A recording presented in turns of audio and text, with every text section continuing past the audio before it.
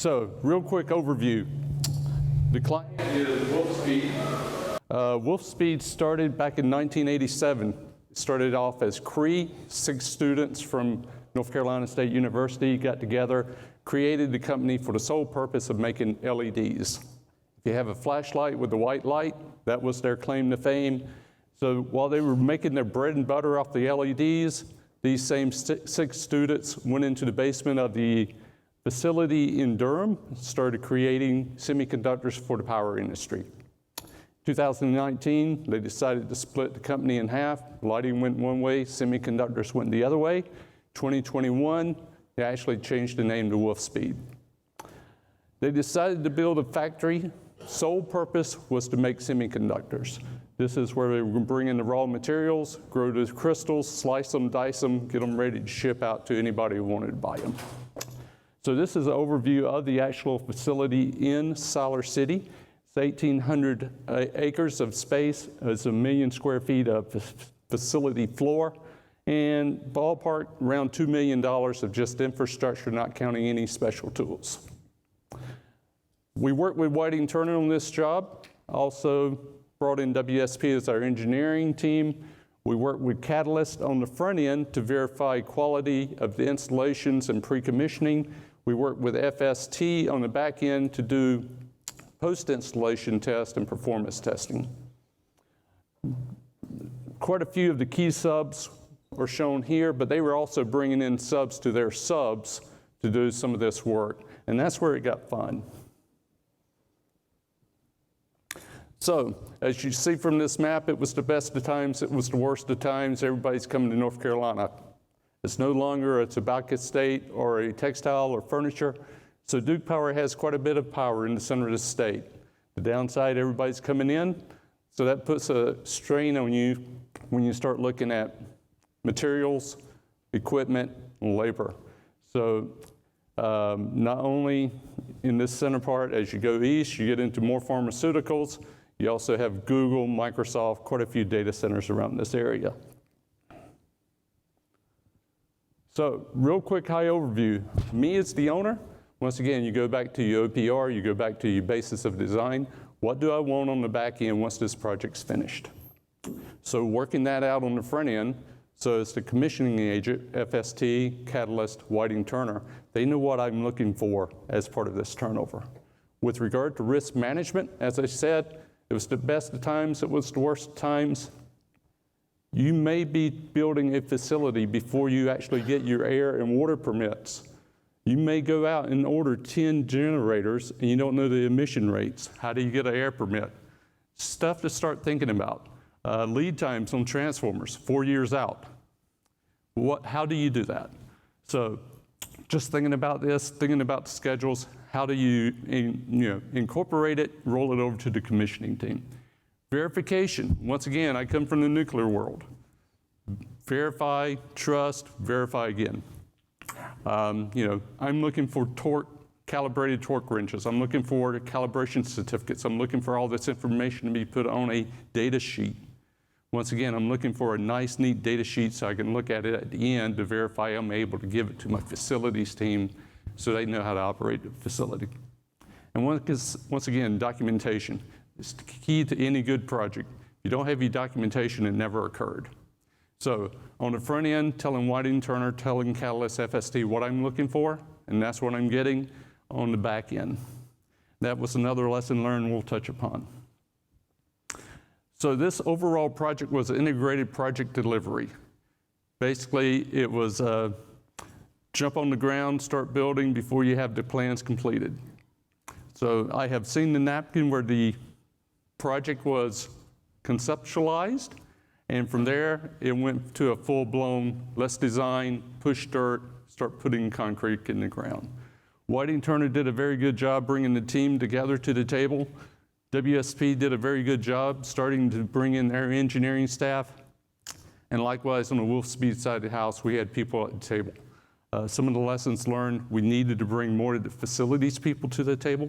We needed to bring more of the end user or the business units to the table. They actually knew what they needed more than we knew what they needed. Continuous evolution. Since it was integrated project delivery, Things were changing. Coming from the nuclear world, I'm very used to a critical path. Things will be done step by step. This was not that way. You had several critical paths going on at the same time. Hold on just to ensure you were reaching that final point. Asset management. As much as I wanted to know what was going on and what I was receiving, a lot of times procurement, whether on its WT side of the house, Wolfspeed side of the house, the check was in the mail. It had left the facility. It was arriving on a certain date at a certain location. What I was receiving, it was a pump. Serial number, size, I just didn't know. So once again, once it arrived on site, trying to get that into a database. Also, WSP had a certain placeholder. Wolfspeed had a certain placeholder. WT had a certain placeholder. And the company it was coming from had a certain placeholder. So you had to put all this into a nice, neat matrix, and at the end go, I like that placeholder. We're going to use that going forward. And late team integration. Once again, we were bringing in contractors back and forth. Where were they needed the most? They're working down the road at Toyota. Can we get them over here today? Vendors. We were ordering vendor skids. When will that vendor be here to put it in commission, to get it started, to move it along, working with them to let them know what we were looking for from a quality viewpoint. Once again, coming from the pharma world, coming from the nuclear world, everything looks nice and neat on this piece of paper.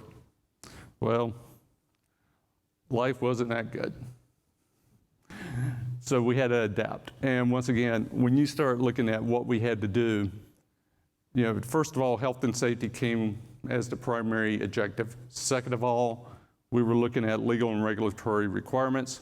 Third, we were looking at business continuity and meeting certain due dates for incentives. And then finally, we were looking for the economy of scale and the budgetary requirements. So down at the bottom, EHS, everything was locked out, tagged out when needed. Once we started bringing in certain chemicals, energizing certain gear, areas were roped off to certain people needing additional training. Phased implementation. Anytime we got a chance to go out to inspect equipment, piece by piece, we did it.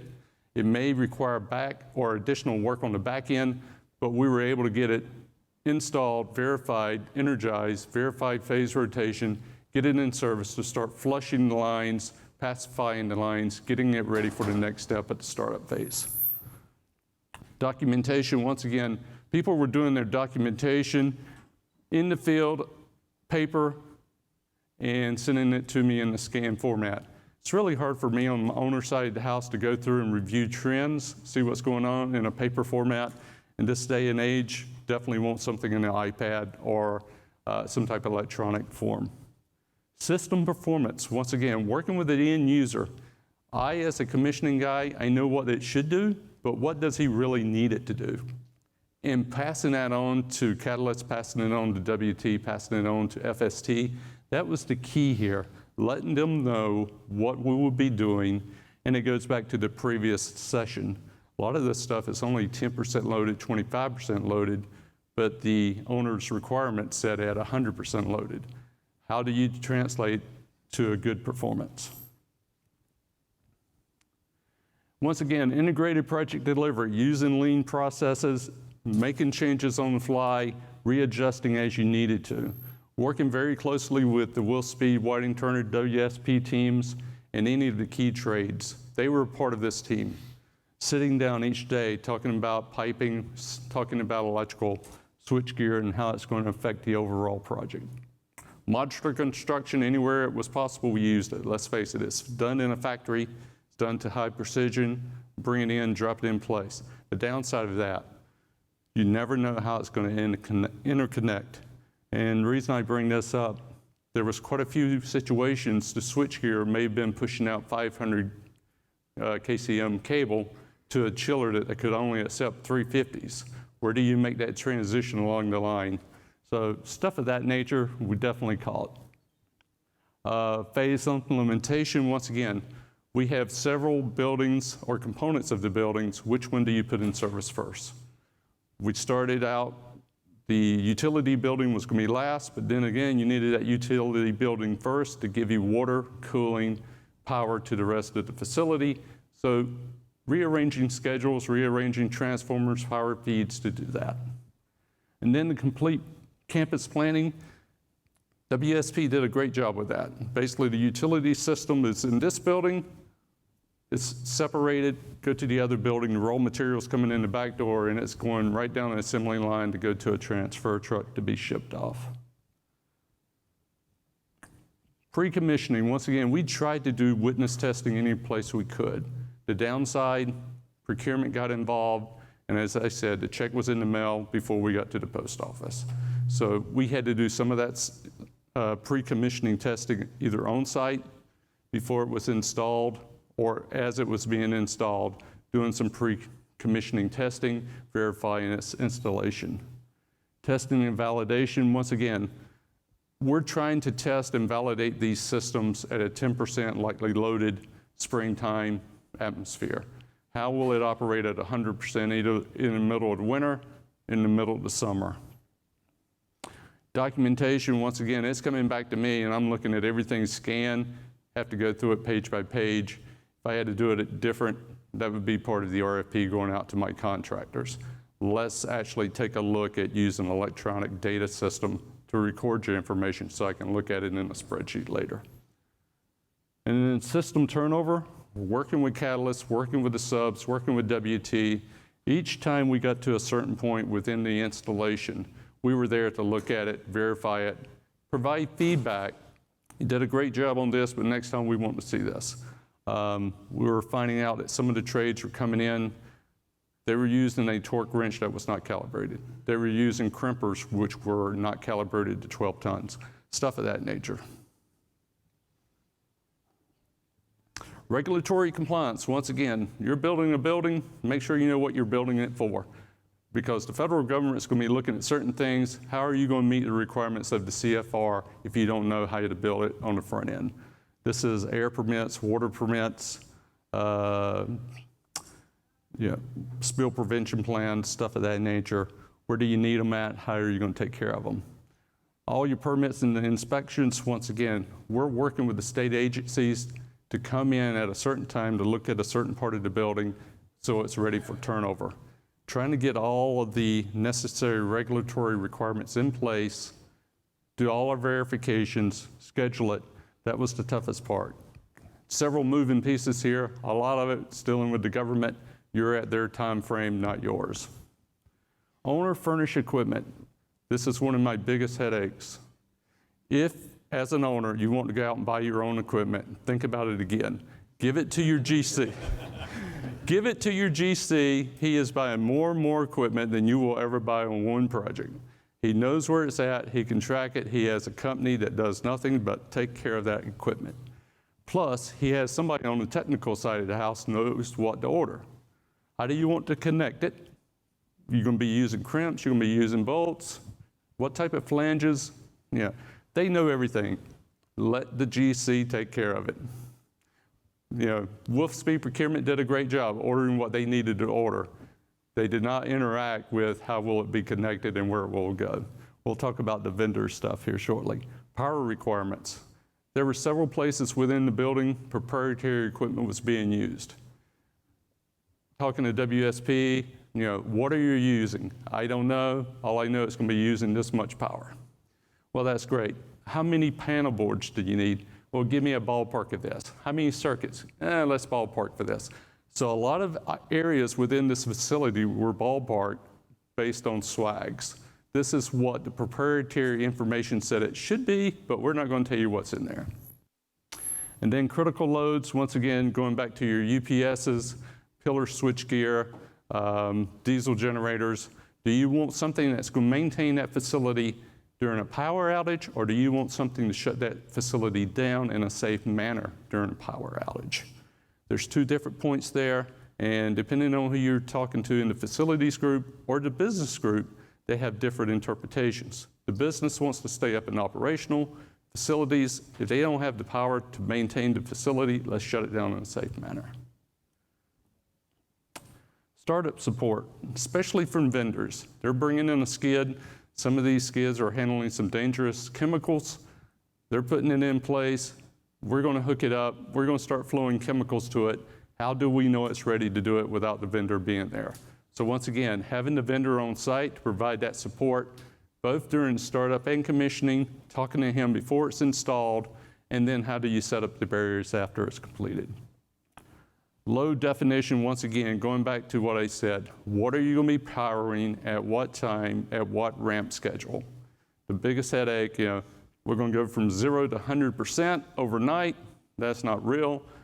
Let me see your real ramp schedule so I know how to work with Duke Energy to give me transformers in the backyard. Commissioning gaps, once again, going back to owner furnished equipment. I may buy the chiller, but did I buy the startup for it? No. What about the controls for it? No. When you order something as an owner, you need to work with a technical expert to make sure you get the whole package. That's the installation, that's the startup, that's the vendor support, that's the control package. Everything just ties together. If you forget any of those parts, you're dead in the water. And then custom design issues, once again, you're dealing with vendors who their sole purpose in life is to make a chemical skid that's going to be using some nasty chemical in a safe manner to produce something. And if you don't deal with them up front to let you know what's going on, they may put the chemical skid in, you may energize it, they may put chemical to it, but you will never be able to go back to recommission it. If you do go back in to recommission it, it's probably going to be dressed out in a full chemical suit to touch some of the stuff. So I'm going to turn it over to Chris and Derek to talk about the headaches I gave them. So Mike and his team, again, Mike represents the commissioning and quality team within Wolfspeed, and that was an immediate plus for us. We got on board in February 2023, and we're like, they're organized. They have a plan, they have a process, they know what they want. It's our job to go execute that. It's our job to get us to that point where they can do that mechanical turnover, that construction complete process. We're like, great. Wyden Turner, we're working for you. Get us access to Procore, get us access to the drawings. And that was the first hurdle. Drawings weren't finished. You go to the job site, you go to the construction trailer, they're blasting rock, we're literally leveling a mountain in the middle of North Carolina. They're pouring piers and footings. And you can start to see the outline of the space. We have no drawings. We don't know what this looks like. We're new to the IPD. The IPD's been working together for years. They've got miniature labs and research facilities in Durham, North Carolina. They know what they want to build. We don't know what they want to build. So we start asking the hard questions like any good CXA would. Drawings, specs, OPR, and we get a flow diagram. We get many flow diagrams. We get many commissioning plans. We get many outlined expectations for what the commissioning quality process wants to look like, so we can start to at least prepare our deliverables. What's our inspection process going to look like? What checklists are going to look like? What we could have level set on is what tools we were going to use. Everyone kept saying Procore's the final turnover. That's what we've got to turn over. But from our experience, Procore is not a good quality control or commissioning tool. So we knew Wolfspeed was going to bring on a commissioning authority. Great. What tool are they going to use? Well, they had procured the CXA. We're still trying to establish what we want to do for quality control. Time continues on. We're being invited to factory witness tests. We're like, based on what drawings? How do we prepare to go to a factory witness test? Lo and behold, there's approved submittals with hundreds of pages of markups. So we go to Arden, North Carolina, to the Eaton factory, and we sit there and we're like, what are we doing? What's the goal of today? They've already built 30 substations. This is a 400 megawatt campus. So in power generation, looking at Mark's previous presentation, you can have 10 40 megawatt data centers in the density of this lab. Right? So put that into perspective of what we're trying to build here. We have no idea what it is that's going to be. Drawings start to trickle out over the summer. We've gone to some factory witness testing, just using our common sense knowledge and the submittals you can give us. And we're still not prepared. We haven't built an asset list, right? The cornerstone of good commissioning quality program is your asset list. We have nothing to link our artifacts to our checklist to. We're still going back and forth and hemming and hawing as to what the tool is going to be. And we just pulled the trigger, right? We use CX Alloy. That's something we're familiar with. It's something we can at least pivot out of if we need to, but we're going to keep going. Well, my background and Chris's background is in mission critical. It's in data centers. So we rely on the levels. Level 0, level 1, level 2, level 3, etc. And our scope stops at level 3. And that seems weird, like that's a scope gap, right? You go from level 2 to right to level 4. Well, to Mike's point, procurement never purchased level 3 from the vendors. So Eaton comes to the job site, fast forward, they just do their, we turn it on and they want to walk away. They're like, well, nobody purchased startup. What? When does warranty start if you didn't do startup? What does this look like? So we have lots of questions as to how we're going to try to fill that gap. And it's an IPD team. Everyone's collaborating and working together to try to solve these problems as a group. So how do we implement this process? Well, we just start going to the warehouses. Now, around Cyber City, you have some great cities. You have Medon, you have Greensboro, you have Asheboro, you got Raleigh-Durham, and Wolfspeed, Whiting, Turner are utilizing all of these warehouses to store equipment. So we put on our hats and we start going to these warehouses to inspect equipment. Look at the storage, right? It's humid, it's hot. Do we even have temporary conditioning for this equipment that's going to be sitting there for years? The electricians start to come on board. They're doing beta testing at the warehouses without really informing anybody. We just happened to see it one day, so we kind of put a pause to quality. They said, we need to circle up on what this delivery in stock is going to look like. So now we're still in the summer of 2023.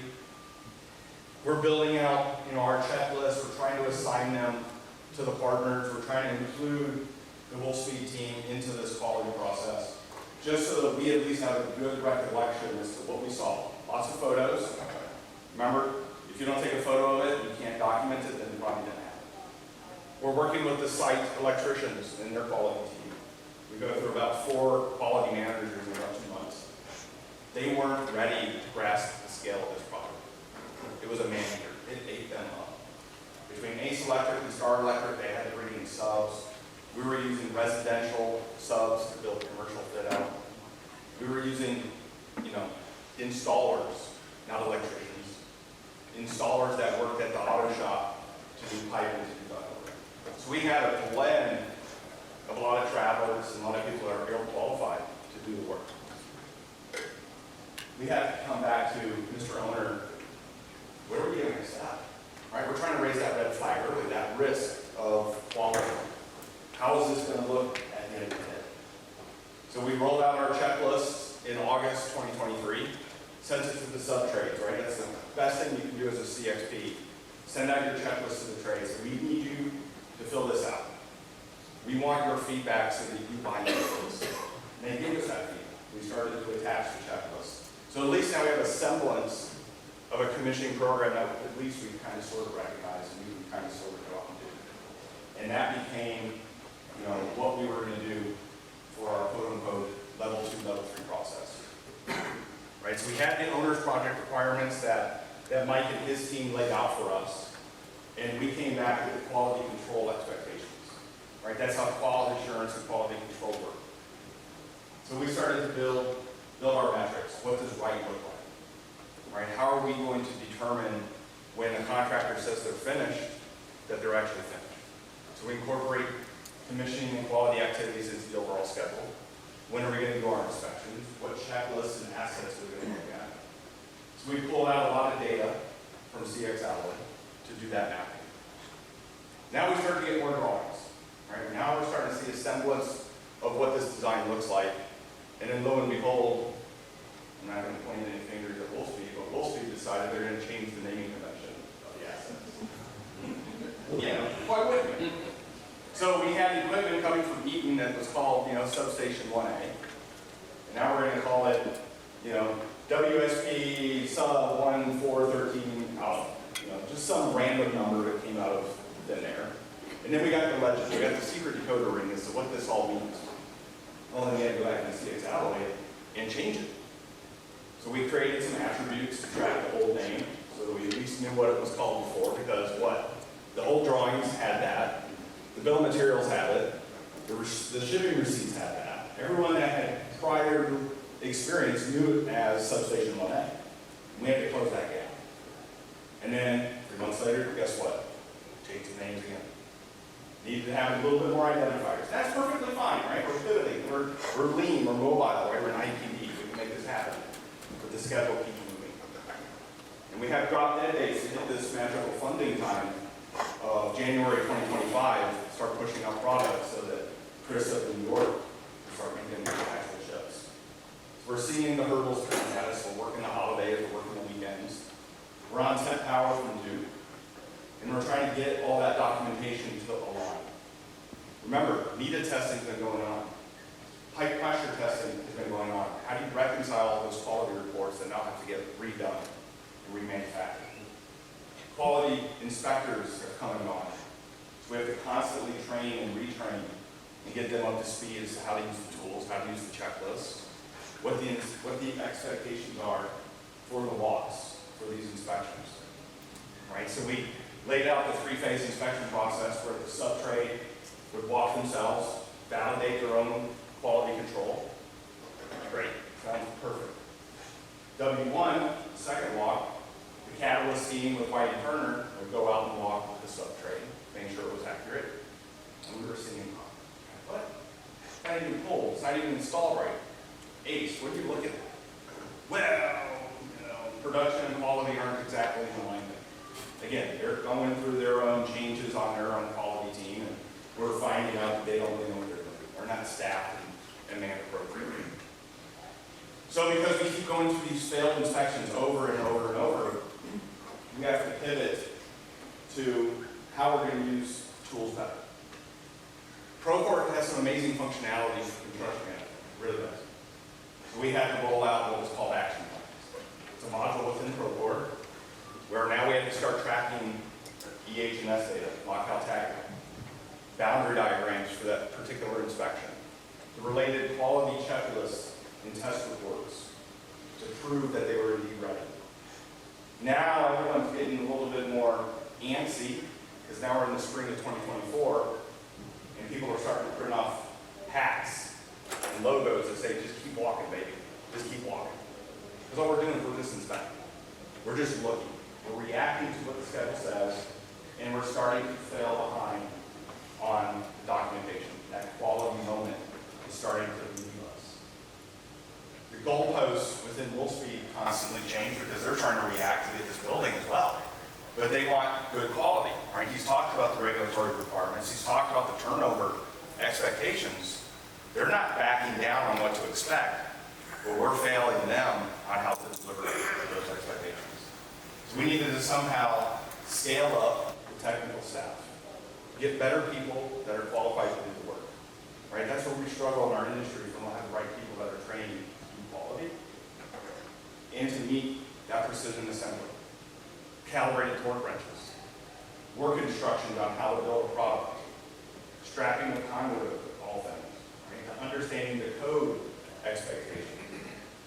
Just that mechanical knowledge of what it takes to translate a document, a piece of equipment, into a three-dimensional product that's actually getting built. Right? Understanding how to actually construct, at times, escape the installers. Now you're into the summer of 2024, we're behind schedule. The threat of losing all this billions of dollars in funding, and Wolfspeed makes the tragic decision to start cutting scope. Right? You have to hit MVP, the minimum viable product, to start pushing out product. So we hire a team, right? Half of our team goes to the Cub, half of our team goes into the building. We just walk the bare minimum. X number of chillers, X number of pumps, X number of air handlers, X number of pipe. Other people are focusing on substations. How do we get product, water, air, gas, out of the Cub into the building to start producing a wafer, start making a product? So now you have equipment that's abandoned in place, just sitting there. Maybe not protected, they were told to drop tools, pivot your resources and start focusing. Now we have a quality problem in that Mike is about to inherit hundreds of assets without finished quality documents, with no maintenance, no asset data whatsoever. So we're trying to collaborate through 2024 how to do this, but the business plan is what? Push out product. We keep walking. Keep walking. You want to hit this one or you want me to do it? Oh, I can do it, that's fine. So measuring success of the project. This is something that obviously was a challenge throughout the course of the project and evolved from start to finish. Right, from starting this massive project with an unknown number of assets, which ultimately grew to just north of 5,000 assets. How do we actually dictate what's good, what's bad? How do we tell the owner that the project is complete, as Derek was alluding to before? So, with that being said, our team grew significantly. Originally, we started with a team of 2 people for quality, and it grew to 6. Next thing you know, it was at 8, and then 12. And then Whiting Turner, the GC, also had to improve their quality side as well, and grew on top of that. And then we worked with the owner to actually coordinate these walks, schedule them, and make sure that everything was being covered and documented to some fashion. So we had a QC inspection schedule that was ever evolving, changing every single day. Walks were being scheduled multiple times a day, sometimes rescheduled 2 or 3 or 4 times. And then to go back to the owner and make sure that throughout this process, while things are developing, the owner is satisfied and happy with the end results and happy with the process and seeing that the project is moving forward, while also meeting the safety guidelines that we have to and the compliance with the H&S team, and getting everything done in some fashion of on time. So, key takeaways and lessons learned from the project. I think we all have something to say about this, I'm sure. But early integration. The commissioning team came on as early as we possibly could for this project being IPD. Yes, we probably could have came on earlier, gotten a little bit more in the design phase, and maybe, not to say slowed the project down, but helped think through some of these later steps that would have came out of it altogether and how that would have benefited us going forward. But nonetheless, we were there as early as we could have been and did everything we could to keep it going. Yeah, I mean, obviously, we're going into the IPD team and we're saying we need design, right? We need to start to build this format of what we're going to be building so that in 3 years or 2 years, whatever it may be, we can turn something over to Mike and exceed that expectation. Yeah, the big scale commissioning should have been there as part of the overall project's owner's requirements. They came in later. Once again, playing catch up, not filling in the front end with what you need on the back end.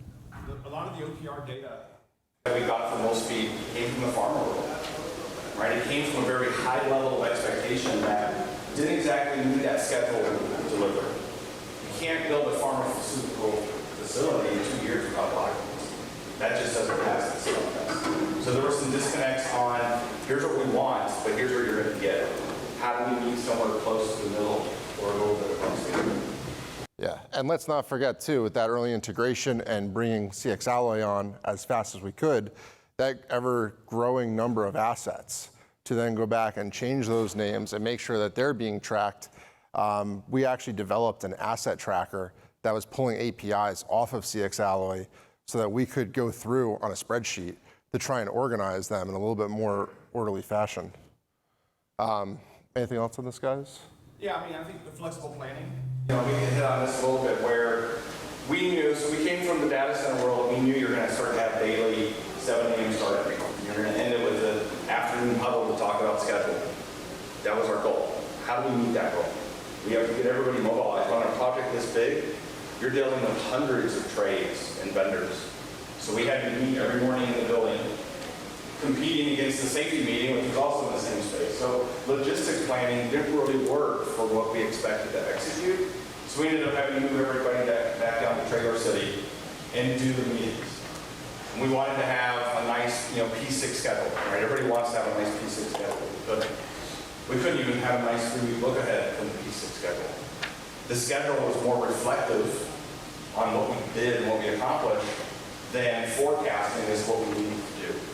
The superintendents were great. They knew what they needed to do, but they themselves weren't coordinating within packages or buildings. So what they had as a priority, we just fundamentally weren't even there on the production side. So the planning needed to be flexible. And this is where we started to grow as a team in this flexible planning method with Wolfspeed directly, where they would come into the meetings with us and say, here's what we can do together.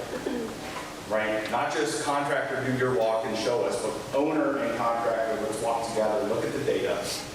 What is the path? What are you trying to get out of the inspection? And I think that's a key takeaway from us as CXPs, is that when we're doing pre-function checklists or level 2 checklists, is what are we trying to get out of it? Are we trying to get out of the temp power plan? Or are we just trying to get power going to a generator so they can do startup? Are we just trying to bump the chillers and the cooling towers so we can get into startup? Not full-fledged, is operating, ready to be commissioned. So we had to do that flexible planning with full speed because they help the contracts to the vendors, and we could get them pulled in to that activity. Early benefit of use. So coming from the New York facility, so the smaller sister project to Siler City, and where the end result is actually manufactured, this is something that they obviously wanted Siler City up and running for as fast as possible. And that's why they wanted that early turnover to get the equipment online to start generating product. Ultimately, for myself being up north, they wanted to see that product was coming up from down there, which meant that we had to go faster as well to get our equipment online. However, that also led to further issues. For instance, we had more substations coming in to the facility. They wanted to see that more power could come in to support more tools to be installed.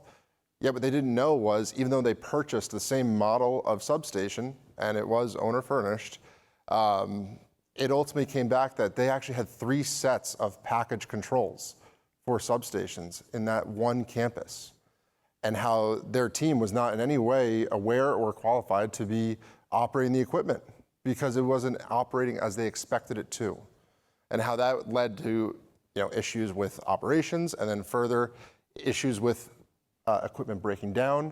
And now you have, let's say, mechanical equipment, as you mentioned before, that may have been exposed to a chemical system that has to be taken offline. Now we have to get a vendor there to go work on it. We have to go replace an exhaust fan. That exhaust fan was just in an acid exhaust system that was live. So now we've added more complications to this process that we have to go back to, fix, mitigate the risk, and go back to the owner and say, yep, it's good, and maintain their expectations that ultimately everything that they have bought will work effectively. Yeah, and as you start getting into this beneficial use discussion, and we talk about the phased approach where we're in a central utility building, right? It's just one big open floor plan, right? There's lots of pumps, lots of chillers, but there's a ring around it for the the BMS network, the IT network. So now we've turned over certain chillers and certain pumps for beneficial use, and our BMS vendor is still doing programming, right? That's our greatest fear as a CXP. What are they changing that we don't know about? Well, they needed to tie into their fiber line and then cut it. Now, that, as you all know, is disastrous when you turn over cycle. That was on a Saturday, unfortunately, so everyone has to come back out. That BMS vendor is being held over the coals as to what the hell we do. Why did you even go into that cable tray? Because that's the cable tray. It's not like it's a segregated tray, that's just where we have to work. So right now we have to get into the MOPS, right? You guys all heard about that last time. And then we have to start tracking who's going to do what, who's touching what. So we had SIPs, if I remember correctly, as to when full speed had taken over a place or a thing, and we still needed to get access. So that was a training opportunity, if that's what we want to call it on that screen, to help support risk mitigation. So partial turnover, system integration challenges, we've gone through this now a few different times, but ultimately this was as beneficial as it was problematic for the team to take some of that equipment that we've commissioned, bring it over to the client side so that they can see that it is in fact operational. But that did cause integration issues later down the line, especially for myself, going into a system now that the owner is operating, which they have their proprietary information in. You have to take that BMS down and do downloads into it. And that's not something that they typically like to do. And that's something that does lead to challenges for them. And then we're using their team to further support and troubleshoot this process because they don't want the trades to be involved with it as much, which is understandable, as many clients would feel that way. So it does change how we have to then go back and correct things with them side by side, but not also taking too much of their manpower away, slowing down the other processes of the companies? Outside of the challenges we have with design and the tracking of the assets and tracking of the checklist, and you're like, oh God, this is a terrible project, why are you highlighting this? Because I think everyone probably encountered a project like this in their life, in their career, but it was a huge success. We got to try new tools. We got to see how CX Alloy and Facility Grid interact with Procore, with the API key. We got to see how we could operate in an IPD environment under a very fast-paced schedule and still deliver TCO 2 years after blowing up a mountain. Right? That is monumental in this world that we're in, especially in this space that we're in. So it's a great case study of a success story coming out of the rubble, working with trades from all across the country that didn't actually know what they were doing. A few experts, a few resident experts to help us instill that confidence from the owner side that yes, you guys can do this, we can do this together as a team. And that's what we ended up doing, was building a strong team. Perfect. So with that, I know lunch is coming up, y'all. But if you have, we're about 15 minutes. If you want to ask any questions, I'll do the mic thing.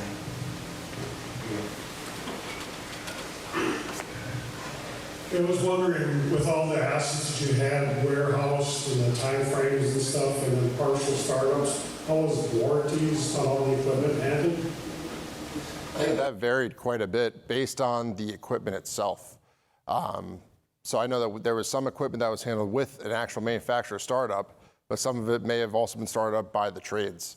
So it was kind of taken on a case-by-case basis. Best answer. Once again, you go back to your owner furnished equipment. What did you buy? What does the contract say? Does it say on delivery date, installation date, startup date, turnover date? Trust me, every one of them is different. So right now, one of my prime tasks is going through these warranties and figure out, how does everything marry up?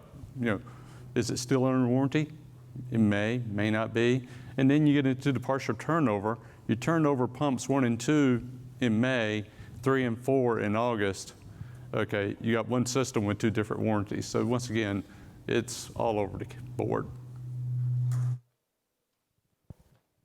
Kind of going along with that same question, if you're putting things in for beneficial use, which is early on out, that starts to fall into a very gray area because technically it is started, it is turned over to some extent, but at the same time, warranties don't really address that. It's, you start up how many months from shipment, things like that. Now you're getting into where you're actually using it, but it's in a quasi state of who actually owns it and what does that warranty do? How did you address that?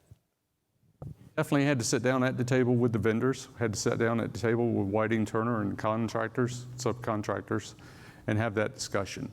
What were they willing to give and take on with regard to a warranty? As long as everything was installed properly, everything was working properly, typically they're looking at a turnover date. So far, that's what they've been looking for. So they've been good to work with. To add on to your question, once I do a beneficial use, the business unit is now using that. So in the future, if I have to shut it down, it's no longer going through Whiting Turner's schedule to shut it down and plan it. I have to work in unison with my business unit to shut it down. So since they have already started growing product, then at what point does that crop of crystals comes to its maturity date where I can shut it down to do work on that system?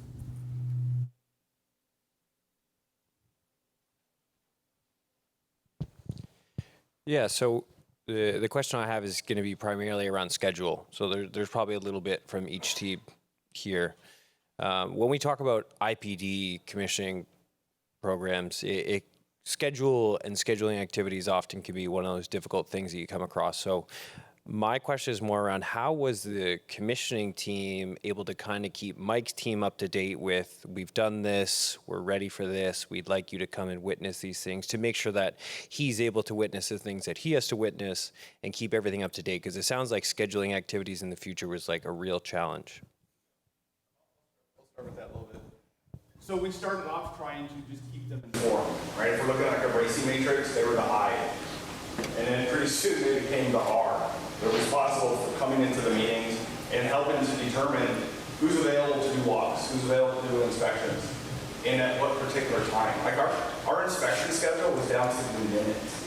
At 8:05, we're meeting here to do this, and we have 55 minutes because in an hour we have to go somewhere else. It was very tactically scheduled to hit these walks because of the big thing coming down the train pipe at us. So we couldn't just, trust us, we started. We used Team Up as a tool in the very beginning where we were just saying, we're going to do 5 inspections today, and here's the checklist. And that was way too vague, and that immediately caught us off guard. And so Mike and his team really started to lean on that daily schedule because the P6 schedule just wasn't mature or active. That we as the owner, we were looking at what needed to be done, what wasn't done. And working with the Catalyst team, Whiting Turner team in the morning, we could figure that out. Then those action plans were developed, and I started divvying them up. You need to be with this guy at this time, at this location to do this. And we just started working through it. I would say it's an ad hoc schedule, but it was based on the overall project's needs. So, coming back that way, like we have the saying in construction, DEFE, right? Electrician's done, mechanical's done, controls was always lagging. And they were lagging because they were not just the last in, last out, but they were still trying to mature their design going. Network architecture, is it a cactus or a twisted pear? What's the label at the end of the cable going to be? So, we'll be being brought in experts in controls and networking to support the walks. It would take hours, and they would come out and there were punch list items to get fixed. But then the BMS contractor started to get ahead of it instead of ask. But again, that constant goalpost shifting to adjust to the schedule because they couldn't get back into it. That PLC cabinet was energized, there's no going back. Right? It has to be done.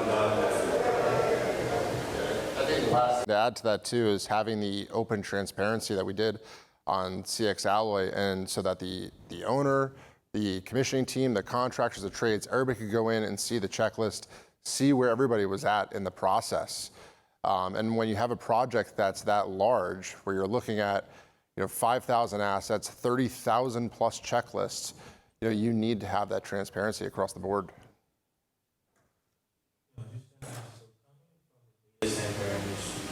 What sort of similarities and differences did you see in terms of the assets, but also in any other areas?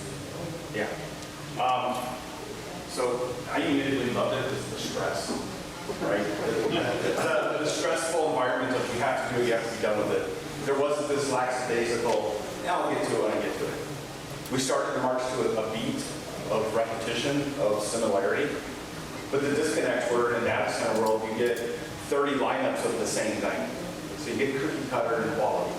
Here, the only thing that was cookie cutter was panel boards or transformers and pumps. But we didn't have a lot of that thing that we could lean on to say, well, we know this activity from L2 to L3 for 3 weeks. There was none of that. But being able to work in that data center environment prepared us for the stress of having to work weekends, right? Work nights, work whatever it took to meet that schedule. And the Catalyst team had the staffing. Whiting Turner had that ability, and Wolfspeed had the attitude to make it happen. Another thing that we always liked about it too is we like to continue to learn as we're going. For myself personally, I enjoyed not just doing the same project repetitively. And sometimes data centers can feel like that, where it's get the power in, get the data racks in, get some cooling to it, and that's it. So to go back in and change it up and start doing semiconductors, learning about them, and on a hyper scale like this, which is super fast paced, definitely motivated us to keep going. I'm limited experience with CX Alloy, so I understand that if I was writing a protocol to check out an air handler, it kind of has a subsection for the electrical part that you can give out, and it processes it for the electrical, mechanical controls, whatever. They're basically kind of mini protocols, if you want to call it, or again, subsections of the overall protocol. When you do partials, how does that work out? Do you reissue the document? Do you come up with like revs of it? Or because in some cases when you do interims, you can't just say, I'm going to do 50% and then the next 50%, because sometimes you have to go back a little bit to recover some of the first work only because of the nature of doing a repetitive partial protocol. How did you handle that? You can do that on CX Alloy. The way that we did it best is we actually created checklist types. And the thing you need to understand about this is with the different levels of commissioning, as Derek was talking about, so we had like an L2A, an L2B, right? And that would be assigned to different trades. So you could have an L2B, which is really your contractor install checklist, but in there, there's going to be an electrical one. So the electrical contractor would have their own checklist entirely to fill out so that we were able to track it that way. Because there was so many assets being pulled down into our asset tracker, into our spreadsheet, this actually benefited us quite a bit so that we could break down and see, okay, well, this trade is done with the checklist, this one's not. And having the open access to the API helped us quite a bit. So to answer your question, we actually broke them up entirely. That seems to be the best way to do it for this approach. I don't know if that's necessarily the best way to do it on every project, but I think that does kind of depend on the size.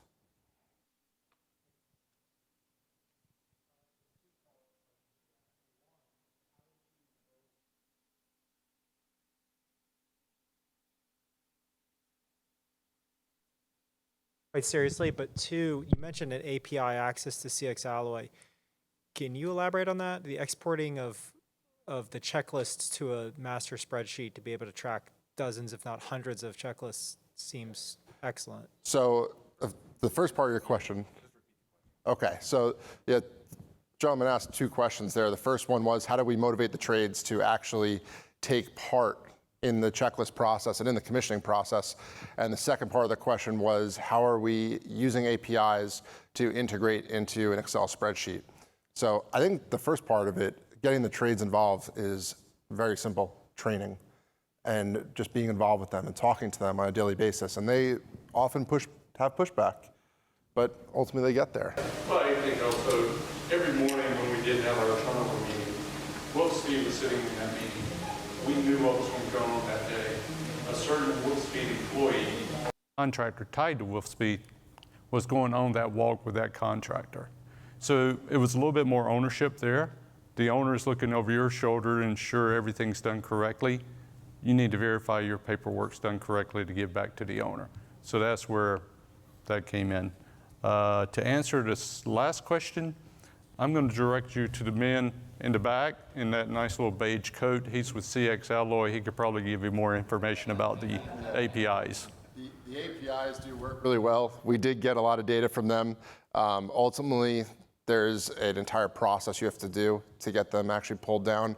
But if you contact CX Alloy, they do work with you quite well, and they'll provide as much support as possible to keep your project successful. To that first point, my opinion is because this was an IPD program, there was motivation financially that the trades did their job, which meant support whatever the process was that we laid out. If it was design build, the owner has a little bit less sway into that enforcement. If it's design bid build, you're just managing the specs and the contract. Because the ECs and the MCs were key stakeholders, they were going to be paid a sum of financial benefit to meet the schedule, which meant he wasn't going to accept it unless the quality was done. Because going back to the OPR, those expectations were defined. That means and methods for execution got fuzzy and gray until they started to get it. And by the time they got it, we were chugging along and we had that process down pat.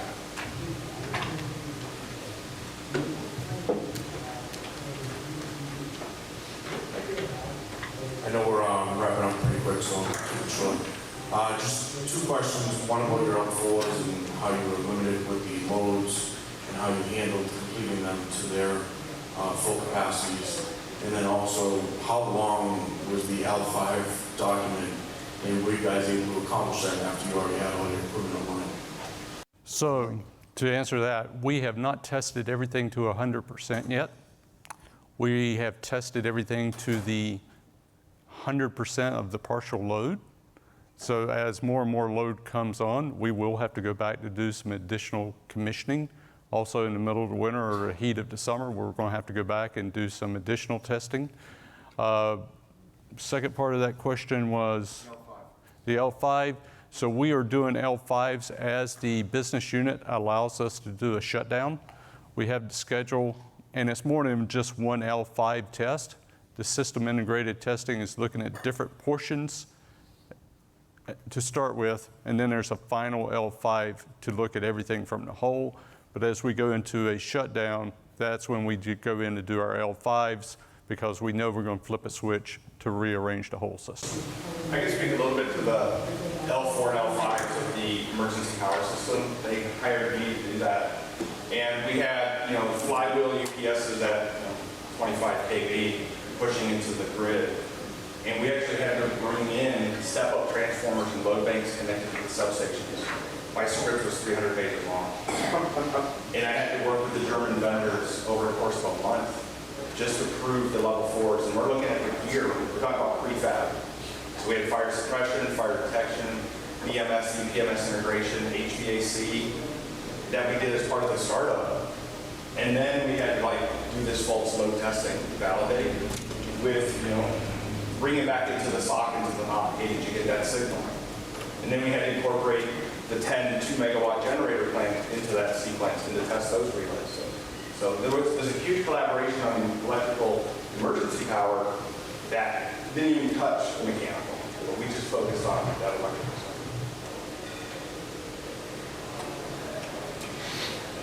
I have a question with regards to when the project was estimated and you did not have hard drawings, and with all the changes that happened, especially when you said having to rename a lot of assets multiple times, how do you adjust as a company to be able to do it and do it well?